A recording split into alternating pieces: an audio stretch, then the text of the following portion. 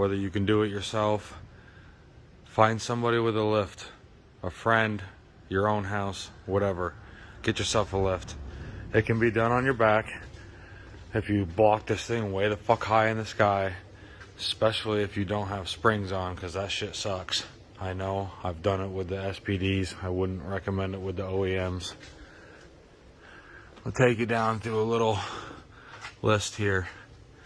Under tray, take them both off. Mid pipes, get them out of there. If you're doing down pipes, you're probably doing the whole exhaust, so just get off whatever you need to get off. We're going to be lowering the rear trans mount, these 4 bolts right here, till they're basically fucking not holding by maybe a thread. Then we're going to come up here, back side of the K. Those are basically going to come right out. You can thread them a little bit, it's not going to matter. These two are going to come down till they're pretty much just holding by a little bit. And then way up the side, that's the meal ticket right there.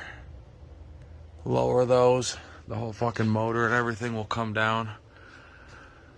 And you'll get, see how tight that is? It's really not that bad. I can get on the one nut with an extension right now without doing any of this. But the right nut on the passenger side is the cocksucker. It's buried up in there. You probably can't see it.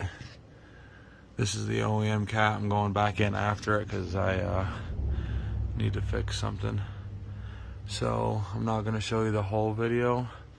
But once I get the mid pipe and some of the shield and stuff off, I'll come back and show you pretty much the angle of the dangle to get up in there. Mid pipes are off.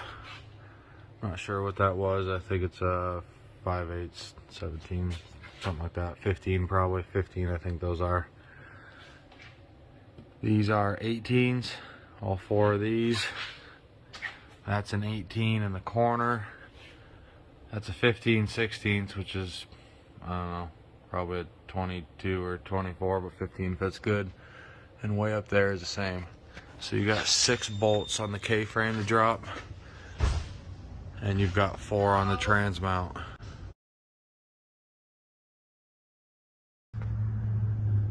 Alright, here's a little update.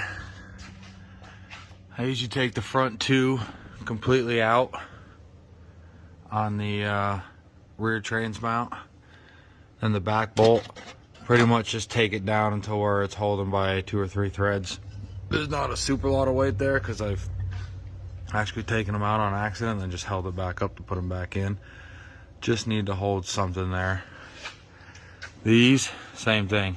While everything else is tight, take these out, thread them back in about 3 or 4 turns. You'll see that I'm this far away from the frame rail, more than the thickness of my finger, probably 3/4 of an inch. Same thing on this side. I could still spin it because there's a gap here, but look how much I've dropped that. These 2 that I told you before, I believe are just rear motor mounts. They're not really holding much else. It's not really holding the K-frame up. I don't know why I've always dropped those, but apparently I don't need to. The main work is the 2 rear ones and the 2 big bad boys up there. You slowly let them down until you watch this drift to here. And if you're not being supported under here with something like that, then you can't take them all the way out. I know it still looks tight. Yeah, one of the O2 sensors plugs in right there above the drive shaft, and the other one is in the well right there. You can actually get to it from behind here. So it looks tight, but that bolt that we're trying to get to is on that side. And I got my finger on it right there. Not really the pain in the ass that everybody says it is, but it's definitely not fucking easy. I've been tighter in beamer spots for sure. If you feel a little bit more confident, you can let some of this stuff out. Do not let all 4 of those out, or you're going to have a big fucking problem.